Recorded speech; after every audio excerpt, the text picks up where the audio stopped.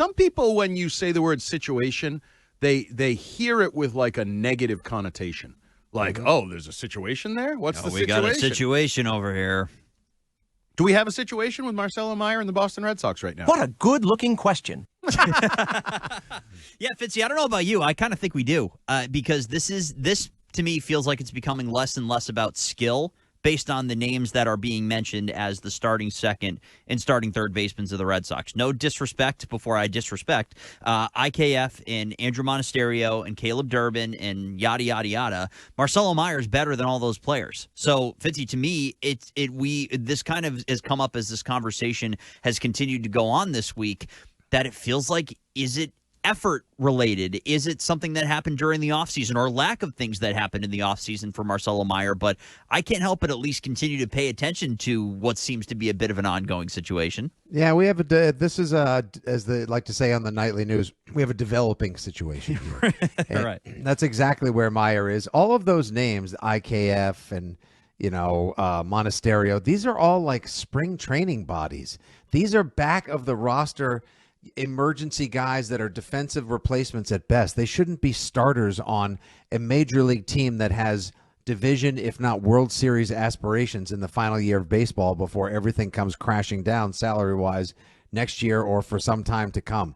Marcelo Mayer has undoubtedly the highest ceiling defensively and offensively of all of those players. Isaiah Kiner-Falefa was the worst bat in baseball last year.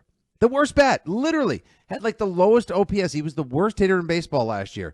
So if Alex Cora is telling you he's willing to play him over Meyer, then he absolutely has a hair across his motivational ass for him. Okay, so whatever we think, we go to Pete Abraham in the Boston Globe, who did an updated roster projection. We usually get these in August, about once a week from the Patriots beat. Now we're doing spring training Red Sox roster projections. 2.0 for Pete Abe. And batting ninth, playing second base, Andrew, with a U, Monasterio. That is right. Andrew Monasterio is your starting second baseman. And of that, Pete Abe writes, the Durbin now starting at third base and newcomer Monasterio at second. That pushes Marcelo Mayer out of the lineup and perhaps back to AAA Worcester. And this is the next sentence that I find interesting. I'm also going to need to ask for a clarification. But the next sentence, there is something hinky going on with Meyer, who has yet to play in a game. He's scheduled to play second base Friday against the Braves, so he'll play tomorrow. Excuse me, not familiar, and I don't know if I need Chat GPT or I need, yes, Dan Ball? Chat DAN, of a person dishonest or suspect of an object unreliable. There is your definition of the adjective hinky. Sounds like something that Thelma would say on Scooby-Doo. But hinky, I'm not familiar with the word. It's not good. No. You just read the definition. No. It is not good. But we don't know that that's the whole story. So, like 24 hours after I read this in the Boston Globe, and they were back printing after taking a day off for the blizzard. Welcome. Read it in the Boston Globe that Monasterio is the second baseman. Marcelo Mayer is going to be in Worcester.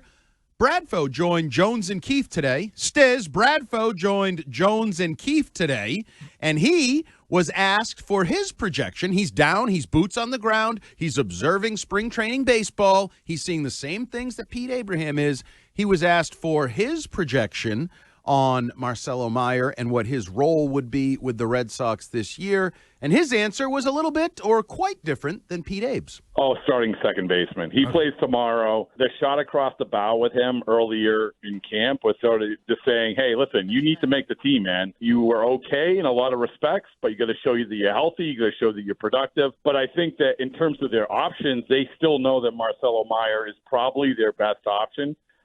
Somebody could still emerge. Stranger things have happened.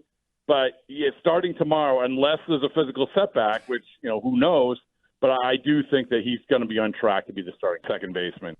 Okay, so Pete Abe says he'll be the starting second baseman in Worcester, and Bradfo says he'll be the starting second baseman for the Boston Red Sox. He's on track, barring, as we all like to say, an injury setback. Fitzy, who do you believe? I'm choosing to believe Bradfo, because I refuse to believe that we're going to trade away a gently worn David Hamilton and replace him with a lightly used Andrew Monasterio. I don't understand what he represents, what his upside and value is.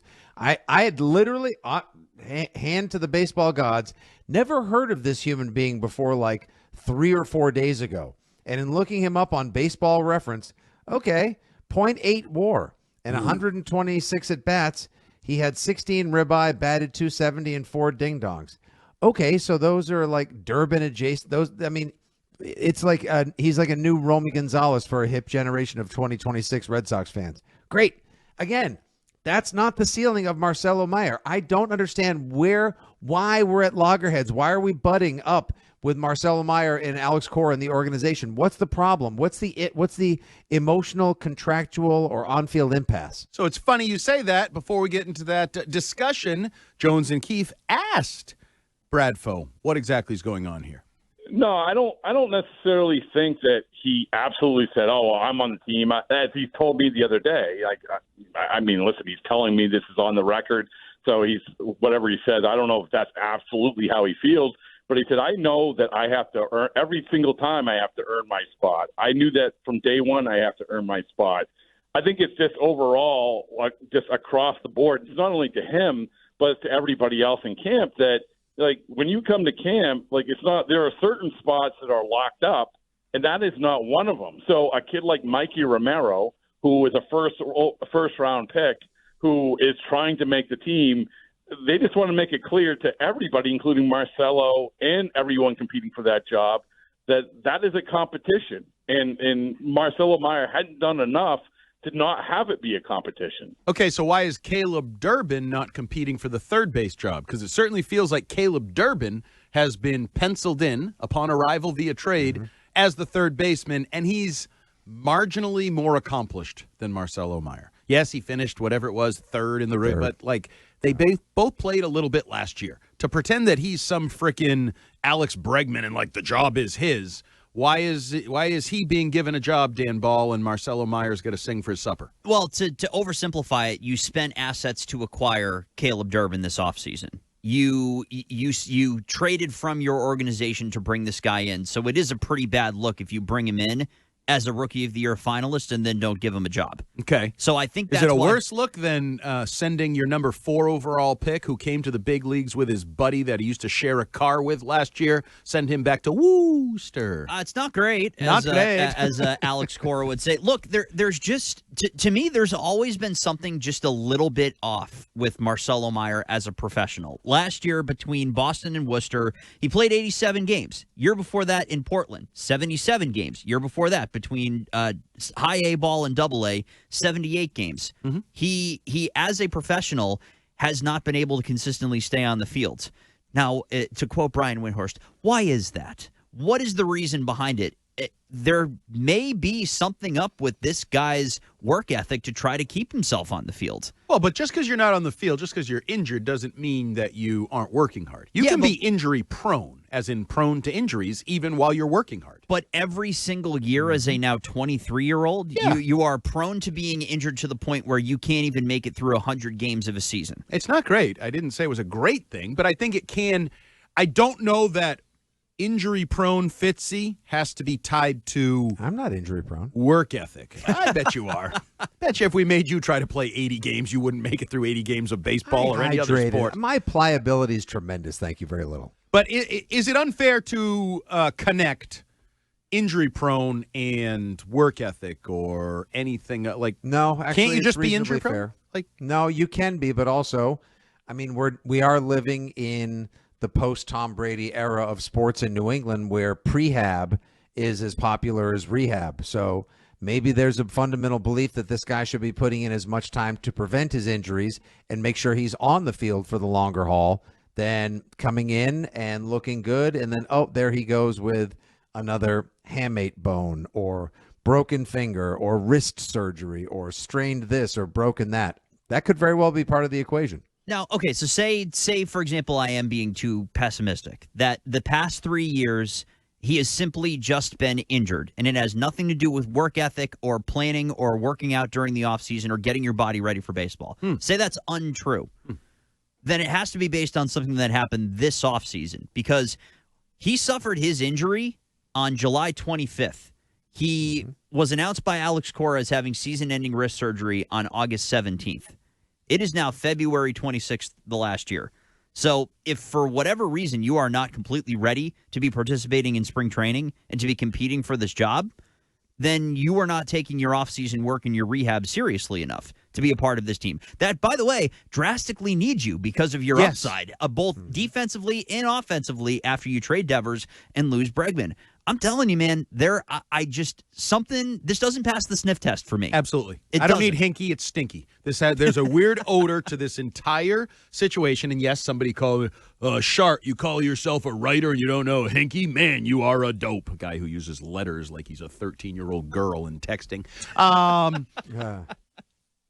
Something just feels wrong here, Fitzy. And usually when we say this, and I know fans might push back on this, but I think history would prove, usually when we say something feels wrong or stinky or doesn't smell right or isn't quite right, we're usually right. There's usually something going on there. And I do think Alex Cora is managing a situation, is trying to motivate him or trying to slap a little professionalism into him or Did everything whatever. come too easily for the Wonder Kid at shortstop? But it hasn't really. Like, he hasn't up to fast-tracked. AA, you know what I mean? Like up to, and then all of a sudden, now it's the pros. It's that much harder. I'm used to it being easy for me. You were the human K last year. What did he strike out like once every 4 times last year? It was not good. Marcelo Mayer struck out 41 times in 136 at-bats. So, yes. That's once every plate appearances. 3.3 at bat. Yeah, that's once every 3 and change. Yikes. Put the ball in play occasionally, my friend. I also just want to tie in, and I'm not... I don't want to besmirch this person because there is no reason to besmirch this person. Don't worry. He has a cabana reserved at Club Tatum. Go on. Roman Anthony got hurt to end last year too, right? That's another thing. His boy, they come up, okay, more successful for Anthony, certainly, but he also got banged up. And some of us, and I'm putting this just on me and calling me us, that saw him running around early in camp thought he had a little paunch on his belly there, and maybe he had hit the banquet circuit this offseason. So I just think these are some of the things we're going to get into in the post-Bregman leadership era of the Boston Red Sox, as we are maybe putting more on the manager, Alex Cora, to handle these things where maybe they would have been handled by a veteran player or two last year. I don't know that Wilson Contreras, who's now, right, he's now like the veteran guy. Yeah. Him and Story, yesterday, right? Either Story, who they call Unk, or Wilson Contreras are the veteran guys. I don't know. I think Cora is going to have to manipulate this. And one little nugget here. Did you guys read the Jen McCaffrey story, which was dry but enlightening, I will say. And that is meant to be a compliment, Jen, if you're listening. It's not. It was basically about how they manage the locker stalls in the clubhouse at spring training and where guys were last year compared to this year and who kind of got bumped up into the cool kids side or the big locker. Like, for example, Rafi Devers had the best spot last year. Yeah, biggest one too, I bet.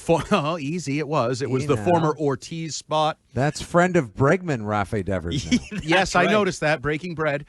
That has now gone to Trevor Story. He has inherited like the superstar spot or whatever you want to call it.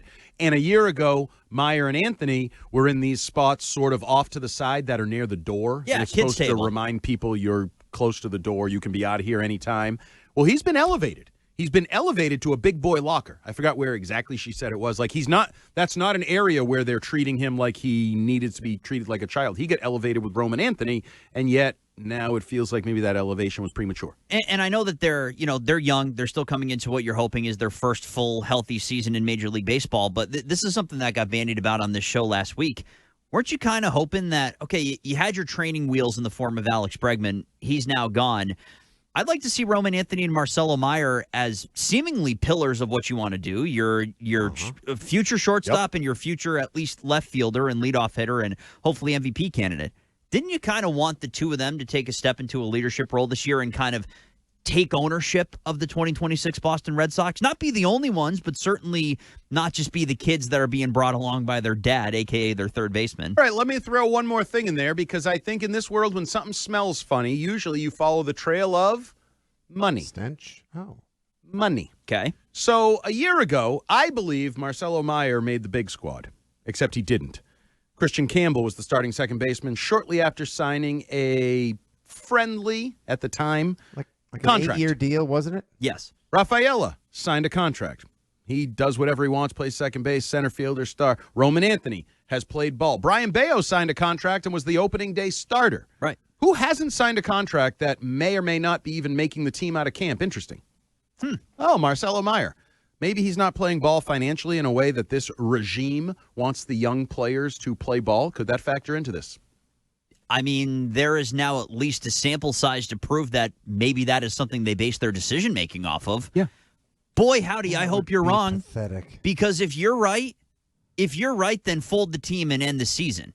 Yikes, that took a turn. No, but if Take it out by the pond and put a bullet in it. If a guy is not making your roster because he's not signing a contract, and you are playing Isaiah Kiner-Falefa, who Fitzy mentioned it, was the statistically, among qualifiers, worst power hitter in baseball last year. Sweet.